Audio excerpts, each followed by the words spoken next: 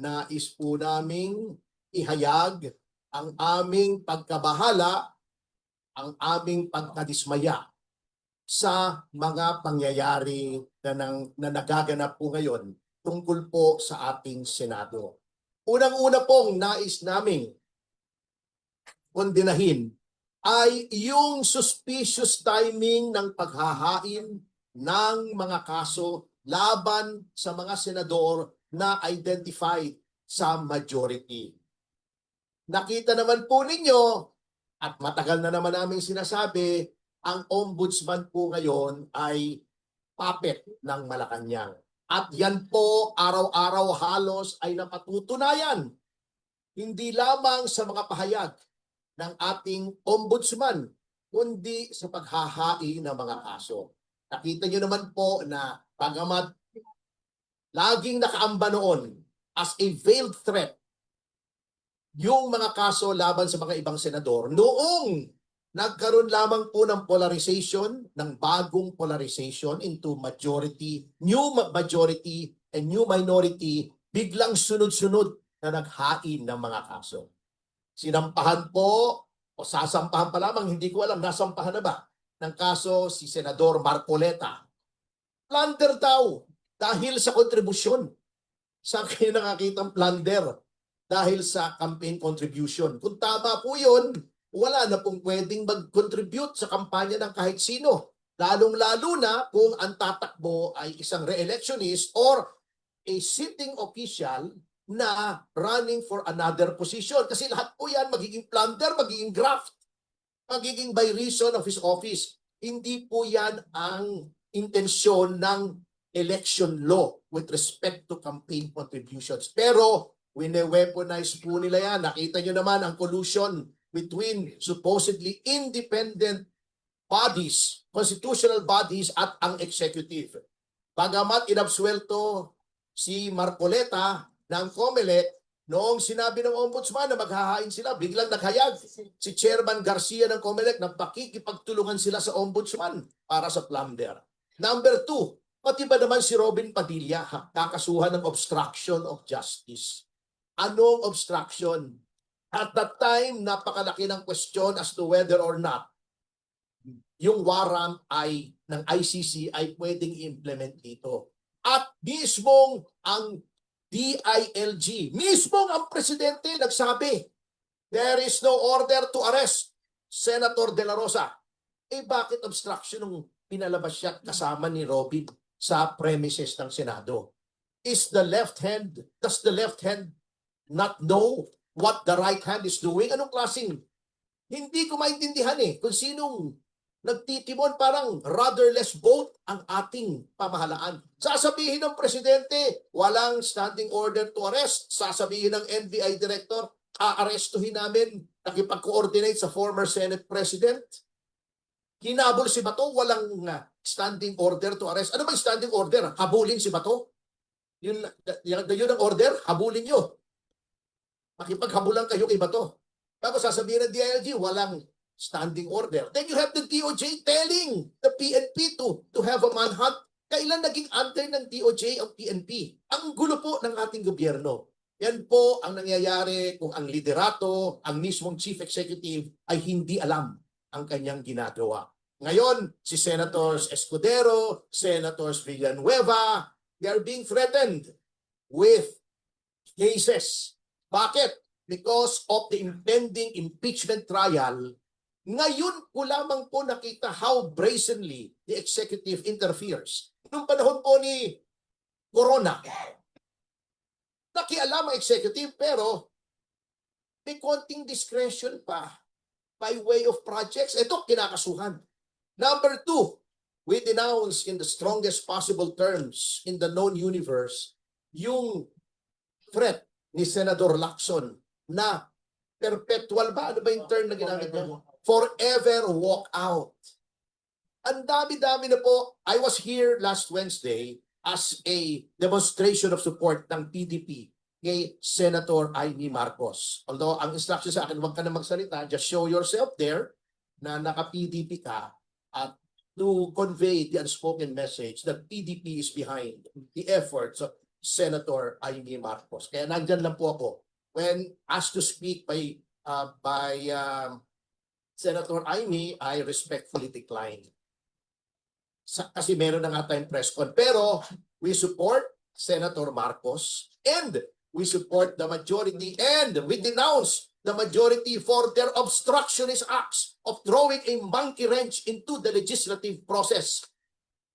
Ibig niyong sabihin, pagka ang minority ay hindi nila makuha ang kanilang gusto, sisirain nila, wawasakin nila yung legislative process by depriving the Senate of a quorum. Hindi ba sila hinalal ng milyon-milyon para maging kinatawan? How can you represent the people if you're walking out?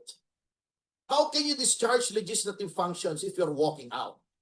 Of course, may mechanism.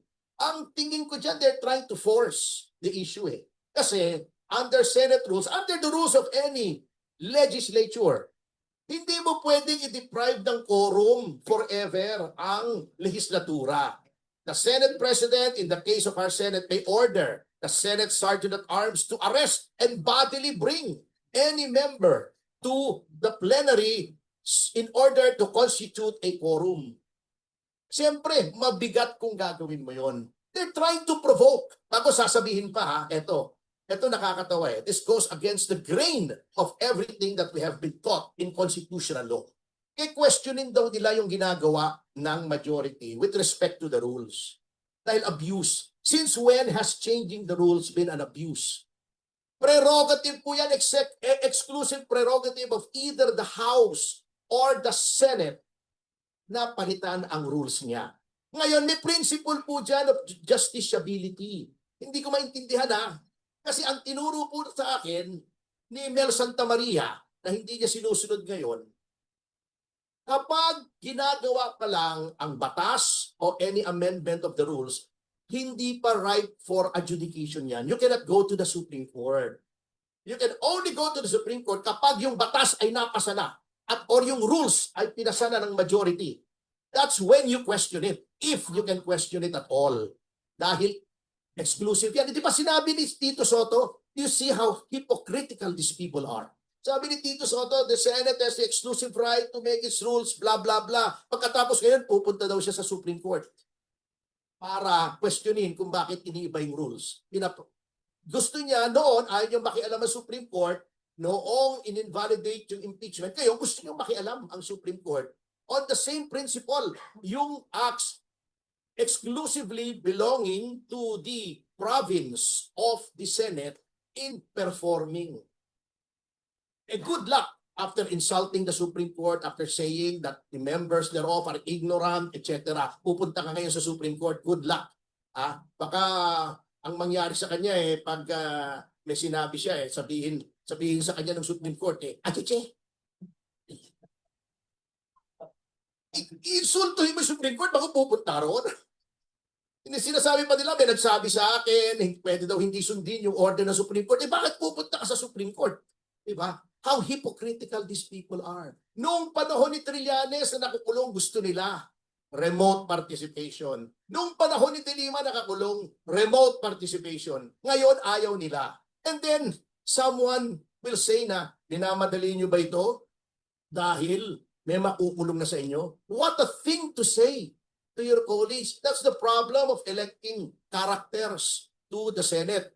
Diba? I will just vary the old saying, diba? When you elect clowns to the Senate, the clowns do not become honorable. The Senate becomes a circus.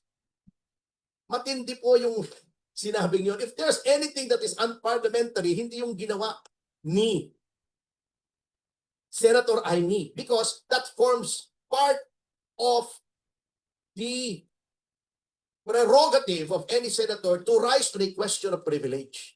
Hindi kasi marunong yung ibang mga senador natin. Kung mababasa nila yung mga ibang privilege speeches before martial law, ni na Jokno, ni na Ninoy, ni na mas matitindi pa sa ginawa. Those of you do not remember, matanda na po kasi ako yata pinakamatanda rito Kasi before the advent of the internet, of social media, lahat po ng privilege speeches ng mga senador, pinapublish nila. Then meron noon tinatawag na franking privilege. libre po, pag nag-mail sa inyo ang mga senador ng kahit ano, libre, hindi kailangan ng post office stamp. Ginagamit po yun ng mga senador. Daang libo minimail nila kung sino-sino, lalo na yung mga local government officials. My father was a board member, he was a councilor. Lagi siya nakakatanggap ng kopya ng mga privilege speeches. Pinababasa niya sa akin. Matitindi. Si Ninoy accused President Marcos Sr. of orchestrating the Jabida Massacre. Ngayon, dinibang, wala naman palang pruweba, sabi ni Bobby Tiglao. Hindi po kailangan na may proof doon. Privilege nga yun eh. Why is there such a doctrine as the rubric of privilege? It's to encourage every senator in representation of the millions who voted for him or her na pagsalita freely without fear of reprisal except before his peers by way of an ethics committee complaint. Yun po ang concern ng PDP. We are appealing to our senators for sobriety. Yung pinagsasasabi nilang tyranny of the majority, there is no such thing. In a democracy, talagang majority ang nasusunod. Bakit? Pagka nung nanalo ba si BBM, may nagsabing tyranny of the majority. That is democracy. The majority rules. Yun po yun. Wala tayong magagawa doon. Those are the rules. And the rules of the Senate are subject to amendment at any time by the will of the majority. Wala pong tyranny rito. Puro kahipokrituhan, puro demagoguery ang pinagsasabi ng minority. Ngayon, I challenge Senator Lacson. Kasi isa pang ipokrito yan eh. Surrender siya kay Bato unang-una. Pumitma yata siya dun sa Resolution 44, di ba? Si Ping. Pagkatapos surrender, hindi naman siya sumurrender noon. Nagtago siya. Yung all those calling for the surrender of Senator Bato are hypocrites.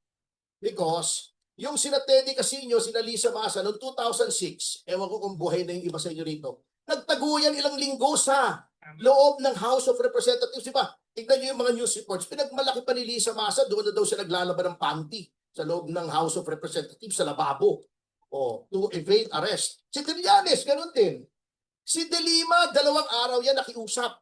I was there. Kasi kami yung ng VACC nag-file nung Believe It Drug case. We were there nung isa-serve yung warrant. Nakiusap si De Lima, baka pwedeng 2 days muna ako rito to wind up. Hindi siya pinasok. Walang nagpumilit pumasok doon para arrestin siya. Now they're calling for surrender. They are justifying yung pagpasok sa Senate. Yung kakapal ng mukha nitong mga to eh. Grabe. Si Lacson nga ang nag-coin ng word fugitive from injustice. Swerte lang yan si Lacson, sinuportahan niya si Noynoy, tumawid ang administrasyon. Noong ginrant yung certiorari niya ng Court of Appeals, yung si Solicitor General Cadiz, an Aquino appointee, did not appeal. Can you imagine the crime of the decade, hindi mo i-appeal yung pagkatalo ng gobyerno? Solicitor General ka. Yung mga annulment cases nga na ordinaryo, ina-appeal automatically ng OSG, siya hindi niya appeal. Yung Dacer Corbito double murder, may 2 tao na patay. On a technicality, nag-grant yung lifting ng warrant ng principal accused, hindi mo i-appeal. Yan ang tirada. Diyan swerte si Ping. Swerte lang talaga si Ping. But one day his luck will run out.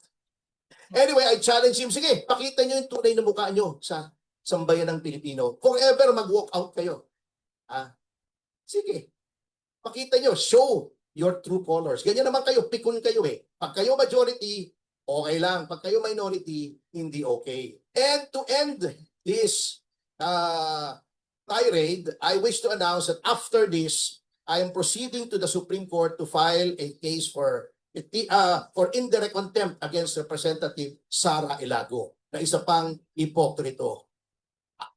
Gustong-gusto niya, ayaw niya na siya ay binabatikos. Pero gusto niya, igalang daw siya, etc. etc. Although wala namang misogynistic sa sinasabi ko, I was mocking her. I was making a point as part of a political debate. Napaka-sensitive mo. Pero pagdating sa rules ng korte, ay babastusin mo yung rules. Sinasabi na sa rules of court na confidential yung disbarment, ire-reveal mo. Bastos ka. Ayaw mong bastusin, pero bastos ka. At yung Makabayan Black, bastos yung mga yan. Dapat nga i-change yung last letter niyan eh. Kabayan. Hindi, letter G. No, anyway. Anyway, ganyan po, we will not stand for such hypocrisy. We will not stand for a violation of our rights. Ang gusto niya mga yan, sila, red tagging, puro hipokrito eh. Sila, gagalit sila pag nire-red tag sila, pero ang lakas nila ng loob, magsabing pasista, magnanakaw, si ganito, si ganon, ang matindi ang hypocrisy. We will teach them a lesson. And also in the works, last na po ito, because I know you're anticipating the talk of Secretary Defensor, it's a civil suit against actress Jasmine Curtis is also in the works. Kasi alam nyo, yung mga yung snowflakes, liberal woke cards, ang hilig-hilig bumanat, papanatan si Pangulong Duterte, pagka sasabihin nakakadiri si Suntay, pag sila ang kino-call out, nagagalit sila, nagdedemanda sila. Let's give them a dose of their own medicine. Hindi pwede yan. Ano? Kayo lang ang pwedeng bumatikos. Kami hindi pwedeng mag-respond. Demanda nyo. Magdemandahan tayo. Forever. Kung may forever walk out, forever demandahan tayo. I will not stand for such hypocrisy. If only to make a point na hindi pwede yung mindset nyo na kayo lang ang pwedeng mamintas, ayaw niyong mapipintasan. That's BS. I will not stand for that. And I will stand up for my rights.